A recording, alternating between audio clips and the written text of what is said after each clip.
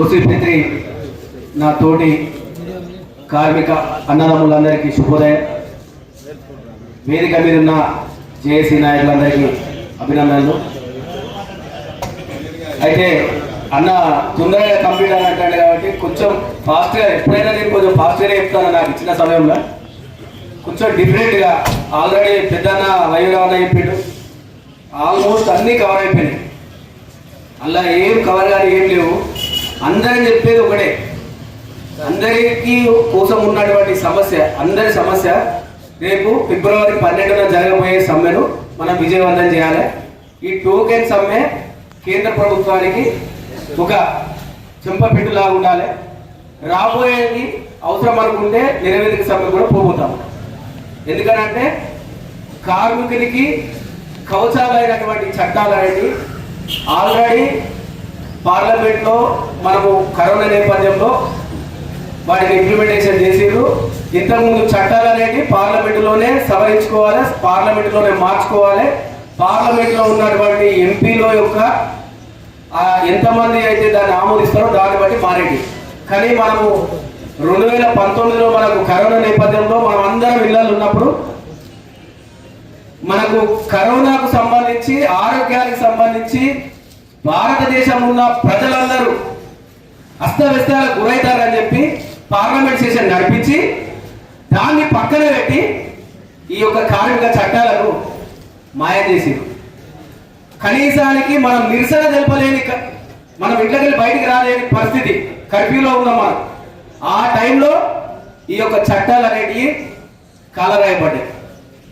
ఆ 29 చట్టాలను 4 కోడ్లు తీసుకొచ్చి, ఆ 4 కోడ్లు అన్న చెప్పారు. వాస్తవంగా 4 కోడ్లలో మన జీవితం మొత్తం ఉన్నది.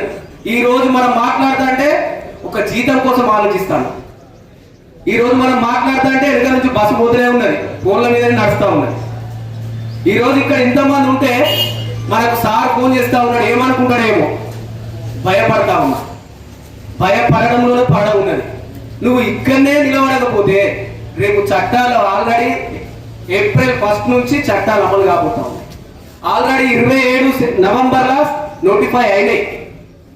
మనం నల్ల బ్యానర్తో నిరసన కార్యక్రమాలు చేసినాం, ధర్నాలు చేసినాం. రేపు ఏం జరగబోతుంది అనేది మనం తలుచుకుంటేనే భయమయ్యే పరిస్థితి ఉంది. ఎవరిక్కడ మాట్లాడడానికి కూడా ముందరికి వచ్చేది లేదు. కార్మిక సంఘాలే లేకుండా చేద్దామని చెప్పి చూస్తా ఉన్నాం. కాబట్టి కార్మిక మిత్రులందరికీ విజ్ఞప్తి చేస్తా ఉన్నాం, మన కోసం మనం పనిచేస్తా ఉన్నాం. మన కోసం మన సంస్థ నిలబెట్టుకోవాలి. మన కోసమే మనం సమ్మె చేసుకోవాలి. మన కోసమే మనం సమ్మె చేసుకోవాలి. సమ్మె ఎవరి కోసమో కాదు, సమ్మె ఎవరి కోసం కాదు, సమ్మె ఎవరి కోసం, మన కోసం మనం చేసుకోవాలి. మన ప్రభుత్వ రంగ సంస్థ నిర్వీర్యం అయిపోయింది.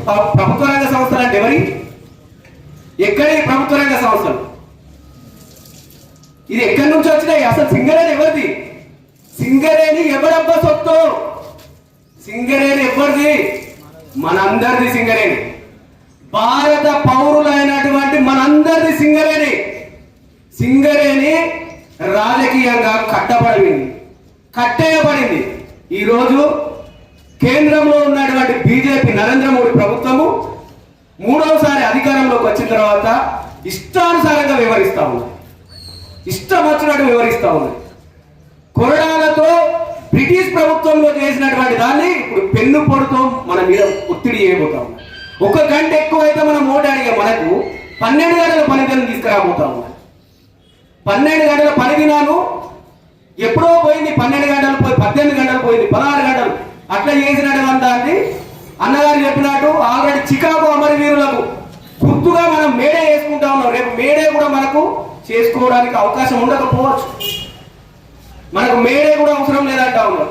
8 గంటల పని దినం అవసరం లేదంటా ఉన్నారు. అసలు ఎవరి బొక్కు ఎక్కడిది? బొక్కు నిక్షేపాలు ఎవరి? అంటే వాళ్ళు ఏమన్నా మనకు ఇటుక కట్టి తీసుకొచ్చి మనకు పెట్టుబడి పెట్టి నడిపిస్తుందా బీజేపీ ప్రభుత్వం? మన వాళ్ళ ఇంట్లో ఏమైనా పనికి వచ్చినామా? ఇది ఎక్కడిదండి అంటే మనది మన భారతదేశంలో ఉన్న బొక్కు నిక్షేపాలన్నీ ప్రతి ఒక్క కార్మికుడి, ప్రజలది, మన మొత్తం మన సంపద. ఈ సంపదను ఏం చేస్తారంటే ఇది మొత్తం నిర్వీర్యం చేస్తా ఉన్నారు. ఒకప్పుడు బ్రిటిష్ పని చేయాలి, పని చేయడం వల్లనే మనం పైకి వస్తామని చెప్పేసి మన దేశానికి వచ్చి మనల్ని బానిసలాగా చేసి నడిపించింది. అదే ఇప్పుడు అమలు కాబోతా ఉంది. బొగ్గు నిక్షేపాలు అప్పుడు వాళ్ళు నడిపించారు, తర్వాత ఎవరి చేతిలోకి వచ్చినాయి? నిజాం ప్రభుత్వం చేతి. నిజాం ప్రభుత్వం నుంచి ఎవరి చేతిలోకి వచ్చినాయి? రాష్ట్ర ప్రభుత్వం చేతిలో. రాష్ట్ర ప్రభుత్వం చేతిలోకి వచ్చిన తర్వాత ఏమంటారు? లేదు లేదు, రాష్ట్ర ప్రభుత్వంలో ఉన్న వాళ్ళు ఇష్టానుసారంగా తోడుకుంటా ఉన్నారు, ఇష్టం వచ్చినట్టు చేస్తా ఉన్నారు అని కేంద్ర ప్రభుత్వము సరళీకృతం అని చెప్పేసి తీసుకొచ్చి అన్నిటిని వేలం వేయాలని అంటారు. మరి వేలం వేసినప్పుడు ఏ రాష్ట్రం కా రాష్ట్రం తీసుకుంటే అయిపోతుంది కదా, నీకు ఎక్కడి నుంచో తీసుకుపోయి ఎక్కడికో ఇవ్వాల్సిన అవసరం ఏమొచ్చింది? అంటే వీళ్ళు ప్రైవేటు పెట్టుబడిదారులకు, పెత్తందారులకు వాళ్ళకు అప్పగించడం కోసం అని చెప్పేసి ఈ యొక్క వేలం కార్యక్రమం తీసుకొచ్చేసి పలానైనకు వేరే కాడ, వేరే రాష్ట్రమైనకు ఇంకొక కాడ, ఇంకొక ఆయనకు ఇంకొక కాడ. ఎందుకంటే భాష రావద్దు. మనోళ్ళు పోయి బీహార్లో చేస్తాడు, బీహార్ కూడా వచ్చి ఇక్కడ చేస్తాడు, ఛత్తీస్గఢ్ వచ్చి ఇక్కడ చేస్తాడు. ఇట్లా భాషా లోపంతో కార్మికులను తక్కువ జీతానికి ఎక్కువ పని చేపిస్తా ఉన్నారు. ఈ ఎక్కువ పని చేపించడం వల్ల కార్మికునికి హక్కులు లేకుండా పోతా ఉన్నాయి. అడుగుదామంటే భాష రాదు, అడుగుదామంటే భాష రాదు, ఇష్టం వచ్చినట్టు చేయబోతా ఉన్నారు. అందుకోసమనే శ్రీశ్రీ చెప్పింది ఒకటి గుర్తు చేసుకోవాల్సిన అవసరం ఉంది. ఏంటిదంటే ఈ సమస్య ఎవరిది? ఈ సమస్య కేవలం మనదేనా? ఈ సమస్య కేవలం మనది మాత్రమే కాదు. మనం కామ్రేడ్స్, మనం జనం, జనమే ప్రభంజనం. మనం జనం, జనమే ప్రభంజనం. ఈ సమస్యను గల్లీ నుంచి ఢిల్లీ వరకు వినిపించేటట్టుగా ఆ రోజు మనం తెలంగాణ కోసం ఎట్లయితే కొట్లాడినామో అట్లనే ప్రతి ఒక్కరి దగ్గర ఈ యొక్క సమస్య మీద చర్చ జరగాలి. 4 లేబర్ కోడ్ల మీద చర్చ జరగాలి, 29 చట్టాల మీద చర్చ జరగాలి. అరే ఓరు అంటారు, అన్న నేను ఒక్కరి చేస్తే ఏమవుతుంది? ఒక్కరి వేసినా కూడా మనకు వెన్నుపోటు కట్టప్ప కదా, వెనకకొల్లి కొలిసినట్టు కాదు, ముందడికెళ్ళి రేపు పొద్దున కొలిసినా కూడా మనం ఎవ్వరూ మాట్లాడే సిచ్యువేషన్ ఉండదు. అది నిజం. అది ఎవరు చెప్పినా చెప్పకపోయినా అది నిజం.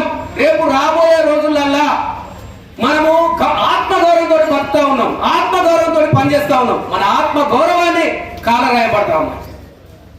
రేపు మనల్ని ఎట్లా ఇష్టం వచ్చినట్టు కొరడాలతో కొట్టి మళ్ళీ పని చేయబోతా ఉన్నారు. దయచేసి కార్మిక సోదరులారా, సమయం తక్కువ ఉన్నది. ఒకటి మీకు ఇవన్నీ చెప్పాలంటే గంటల సమయం పడుతుంది. కాబట్టి ఒక బుక్ అయితే తెప్పించినాము, 5 రూపాయలు దాని వేల ఎంత ఫ్రీ ఇయ్యదు కాబట్టి అది తీసుకోరి, చదువుకోరి. దయచేసి దాని మీద ఏమైనా ఉంటే ఇట్లా ఇంకేమైనా డౌట్లు ఉన్నా కూడా ఈ పెద్ద నాయకత్వాలు ఎవరినన్నా అడుగురు చెప్తారు. ఎవరు కూడా రేపు ఫిబ్రవరి 12 దేశవ్యాప్త సమ్మెను అందరూ విజయవంతం చేయాలి. ఎవరు కూడా కనీసం ఇటు దాకా వచ్చి చూసిపోదామని కూడా ఎవరు రావద్దని చెప్పేసి మీ అందరికి విజ్ఞప్తి చేస్తారు.